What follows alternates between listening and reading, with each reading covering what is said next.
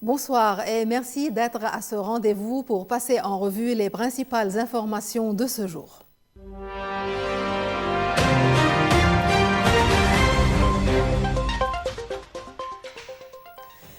Paris poursuit sa médiation diplomatique au Liban. La conseillère du président français pour le Moyen-Orient, Anne-Claire Legendre, a entamé une série d'entretiens à Beyrouth. Au menu, la situation au sud, sous tension avec Israël, et l'urgence des réformes économiques réclamées par la communauté internationale. En effet, les discussions ont porté sur la nécessité de réduire la pression israélienne au sud du Liban et sur le soutien à un mécanisme de cessez-le-feu durable. La diplomate française a également évoqué les réformes financières exigées par la communauté internationale et leur mise en œuvre urgente, condition essentielle à la reprise du soutien économique au Liban. La conseillère a quitté les lieux sans faire de déclaration à la presse, mais son message est clair, la France reste mobilisée pour éviter une nouvelle escalade au sud et encourager la reprise du processus de réforme jugé vital pour la stabilité du pays. Ils viennent de Tunisie, de Madagascar, du Bénin ou du Canada et ils se sont retrouvés à Beyrouth pour booster la coopération économique francophone. La mission économique de retour de la francophonie a permis à de nombreuses entreprises de consolider leurs projets 2 ans après une première édition déjà fructueuse. Une immersion dans ces échanges B2B dans ce reportage. Un savon de Byblos et des huiles venues de Tunisie. Pierre et Safa viennent de signer leur premier accord ici, à Beyrouth.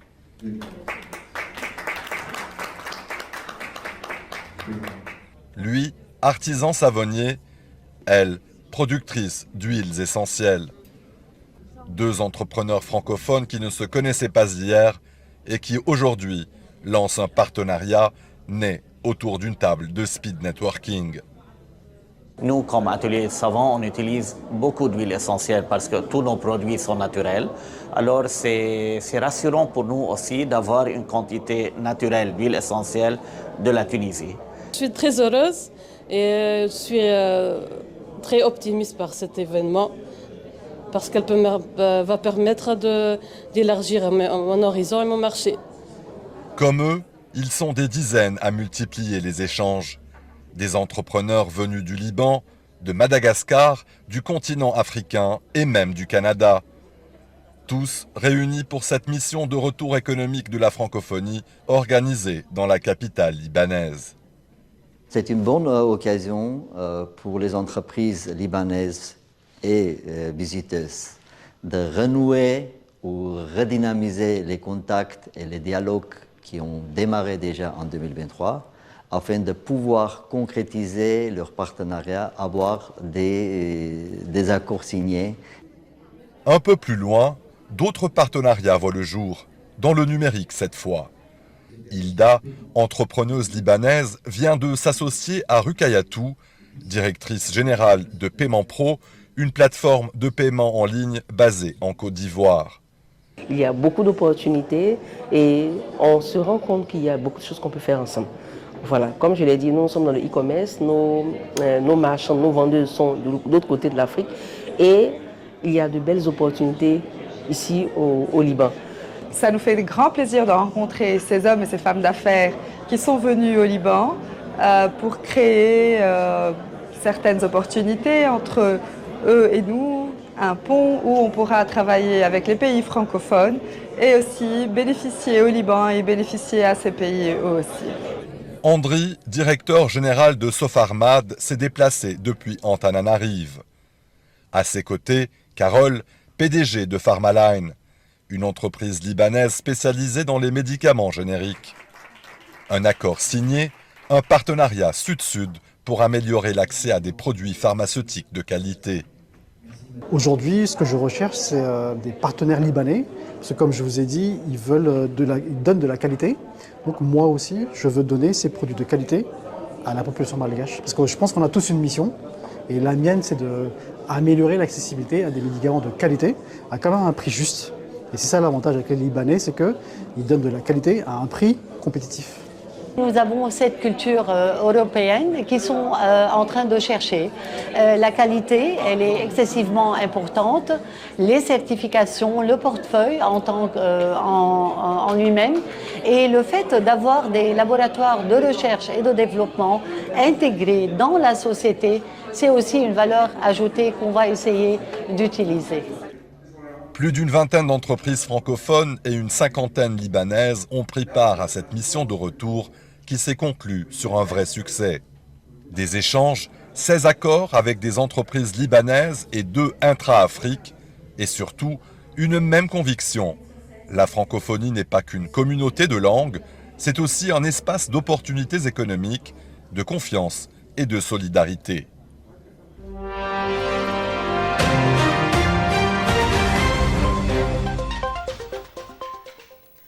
Au Yémen, la guerre a détruit non seulement les villes, mais aussi l'avenir d'une génération entière.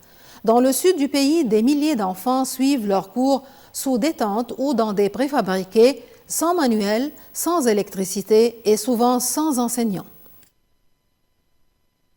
Sous une tente trouée par le soleil brûlant du sud du Yémen, ils sont plus d'une centaine à réciter leurs leçons. Pas de tableau, pas de banc, à peine quelques manuels. Mais ces enfants font partie des plus chanceux. Ils ont encore une école. La guerre, qui ravage le pays depuis plus de 10 ans, a détruit plus de 3000 écoles selon l'UNICEF. Et aujourd'hui, un enfant sur 4 reste privé d'éducation. À Lahej, près d'Aden, Souad Saleh enseigne la grammaire à une classe de 100 élèves, parfois analphabètes. Elle a été formée sur le tas et touche à peine $31 par mois. Beaucoup d'enseignants ont abandonné. Nous restons, mais sans moyens, dit-elle. Chaque matin, les élèves reçoivent des biscuits fournis par l'ONU, souvent leur seul repas de la journée. Mais les écoles manquent de tout. Électricité, eau courante, fournitures et surtout espoir. L'Arabie Saoudite a promis de rebâtir une partie du système éducatif. Une trentaine d'écoles ont déjà été reconstruites dans les zones contrôlées par le gouvernement. Des salles lumineuses, des uniformes impeccables, un contraste saisissant avec les tentes du Sud. Mais ces initiatives restent bien trop limitées face à l'ampleur du désastre. Une génération entière ne sait ni lire ni écrire. C'est une tragédie nationale, s'inquiète Fathiya Al-Afifi, directrice d'école à Aden. Au Yémen, l'école résiste comme elle peut, symbole d'un pays qui continue de se battre pour son avenir. Un avenir encore fragile, mais toujours porté par la voix des enfants.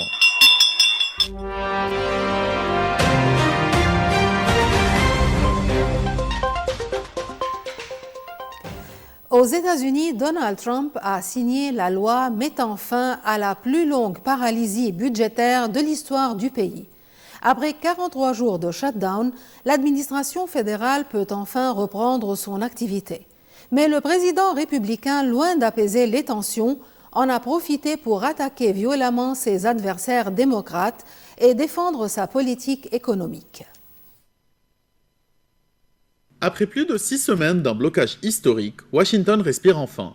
Donald Trump a promulgué la loi mettant fin à la plus longue paralysie budgétaire des États-Unis. Un texte adopté de justesse par le Congrès après 43 jours de bras de fer politique entre républicains et démocrates. Nous ne céderons jamais au chantage, a lancé Donald Trump, accusant les extrémistes de l'autre parti d'avoir bloqué le pays pour des raisons purement politiciennes. Un ton offensif alors que la crise a touché des millions d'Américains. Depuis le 1er octobre, plus d'1 million de fonctionnaires étaient sans salaire, des milliers de vols ont été annulés, les aides sociales suspendues et les administrations fédérales paralysées. La nouvelle loi réintègre les fonctionnaires licenciés et garantit le financement du programme d'aide alimentaire jusqu'en septembre. Mais elle ne tranche pas sur la question cruciale des subventions à l'assurance santé Obamacare, à l'origine même du blocage. Trump qualifie Obamacare de désastre et plaide pour une redistribution directe des fonds. Les démocrates, eux, dénoncent une capitulation, estimant que 24 millions d'Américains verront leur coût de santé exploser dès 2026 sans prolongation des aides. Il n'est pas trop tard, a lancé le chef de la file démocrate Hakeem Jeffries, appelant les républicains à voter rapidement sur la question. Mais dans un climat politique toujours explosif, le compromis pourrait n'être qu'un sursis avant un nouveau bras de fer dès janvier prochain. La plus longue paralysie budgétaire de l'histoire américaine est terminée, mais ses cicatrices économiques et politiques, elles, risquent de durer. À Belém, au Brésil, les peuples autochtones font entendre leur colère lors de la COP30 première conférence climat des Nations Unies organisée en Amazonie. Alors que le président Lula se veut leur allié, il dénonce un manque d'écoute et des projets jugés destructeurs pour la forêt. Une tension qui révèle la fracture entre discours politique et urgence environnementale. C'est leur COP, mais ils ne se sentent pas écoutés. Les peuples autochtones du Brésil, gardiens historiques de l'Amazonie, ont fait irruption sur le site de la conférence climat à Belém. Leur message est clair. La parole autochtone reste marginalisée, même au cœur de leur propre territoire. Les affrontements ont été brefs, mais symboliques. Personne n'a voulu casser, seulement se faire entendre, explique Dona Neves Arara Vermeya, une militante du peuple Arapiun. Comme beaucoup, elle dénonce l'inaction du gouvernement face à la déforestation et aux projets industriels. Pourtant, le président Luiz Inácio Lula da Silva se présente comme un défenseur de la cause indigène. Sous son mandat, 16 territoires autochtones ont été officiellement reconnus et la déforestation a chuté. Mais les annonces ne suffisent pas à calmer la colère. Le légendaire chef Raoni, figure emblématique de la lutte pour l'Amazonie, n'a pas mâché ses mots. À 93 ans, il promet de tirer l'oreille du président Lula s'il ne l'écoute pas. Il s'oppose à l'exploration pétrolière lancée près de l'embouchure de l'Amazonie et au projet ferroviaire de Ferrogrão, long de 1000 km, qui menace les terres indigènes. Sur les eaux du fleuve Guama, des dizaines d'embarcations ont formé une flottille colorée pour ouvrir le sommet des peuples, un événement parallèle à la COP où les autochtones revendiquent leur place à la table des négociations. Samedi, ils mèneront la grande marche des peuples pour le climat à Belém, exigeant justice climatique et défense des territoires. Et malgré la colère, Raoni appelle toujours à la paix. Il y a longtemps, blancs et indigènes se battaient. Aujourd'hui, je veux que nous vivions en harmonie. Un appel à l'unité dans une Amazonie toujours au cœur du combat climatique mondial. À la fin de la deuxième semaine de la COP30 à Belém, un constat alarmant. Les émissions mondiales de CO2 issues des énergies fossiles devraient atteindre un nouveau record en 2025. Selon le Global Carbon Project, il sera désormais presque impossible de limiter le réchauffement climatique à 1,5 degré Celsius. Une annonce qui jette une ombre sur les négociations en cours.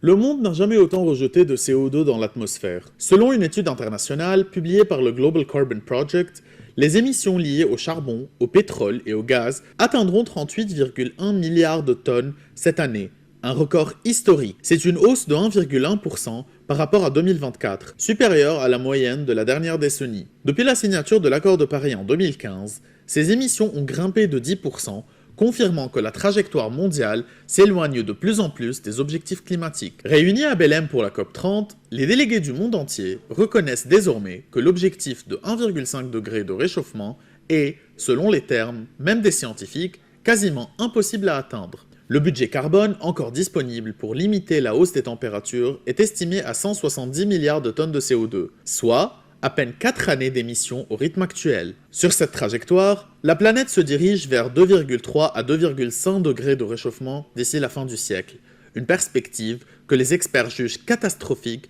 pour les écosystèmes et les sociétés humaines. Parmi les coupables, le charbon, dont la combustion atteint aussi un record cette année, tiré par la hausse de la demande aux États-Unis et en Inde. Le pétrole et le gaz suivent la même tendance, avec une reprise de la consommation mondiale après la guerre en Ukraine. Et même si certains pays progressent grâce aux énergies renouvelables ou à l'électrification des transports, l'effort collectif reste insuffisant. Alors que la COP30 entame sa deuxième semaine, la planète, elle, semble déjà avoir franchi un point de non-retour. Et si les emballages de demain ne venaient plus du pétrole, mais des champignons ? À Bruxelles, une petite entreprise veut révolutionner l'industrie de l'emballage avec des matériaux 100% biodégradables cultivés à partir de mycélium. Une innovation durable née au cœur de la capitale européenne qui pourrait bien sonner la fin de la pétrochimie. À Bruxelles, une révolution discrète est en marche. Ici, dans la première usine de mycomatériaux d'Europe, les emballages ne sortent plus des raffineries de pétrole, mais des forêts et des champignons. Le secret, le mycélium, cette racine du champignon capable de se nourrir de déchets comme la sciure de bois. En quelques jours, il se développe, prend la forme voulue, puis sèche pour devenir un emballage solide, léger et 100% biodégradable. Donc on va mélanger notre mycélium à une matière organique récupérée. Ici, c'est de la sciure de bois. Et le mycélium va venir coloniser, digérer cette matière organique qu'on lui donne, ce qui va donner à notre matière un aspect blanc et bien dense et compact. Le CIP tourne grâce aux énergies renouvelables et s'inscrit dans la dynamique européenne. D'ici 2030, tous les emballages devront être recyclables. Permafungi a d'ailleurs reçu 2 millions d'euros de subventions européennes. Mais la route est encore longue pour ces pionniers de la bioéconomie. La production reste artisanale, les coûts élevés et la concurrence fossile redoutable. Donc nos packaging servent à plein d'applications différentes. Ici, on a des savonneries ou des flacons de cosmétiques, mais on peut aussi emballer des bouteilles de vin ou de spiritueux, des montres, des bijoux, etc. Pourtant, à Bruxelles, ce pari symbolise un renouveau industriel. À quelques mètres de l'ex-usine Audi, Permafungi redonne vie à la ville et prouve que l'industrie verte peut pousser jusque dans nos centres urbains. Des champignons à la place du plastique, une idée qui, peut-être, marquera la fin de l'ère pétrochimique. Et voici la fin de ce journal. Merci de suivre nos plateformes et réseaux sociaux francophones. Bonsoir.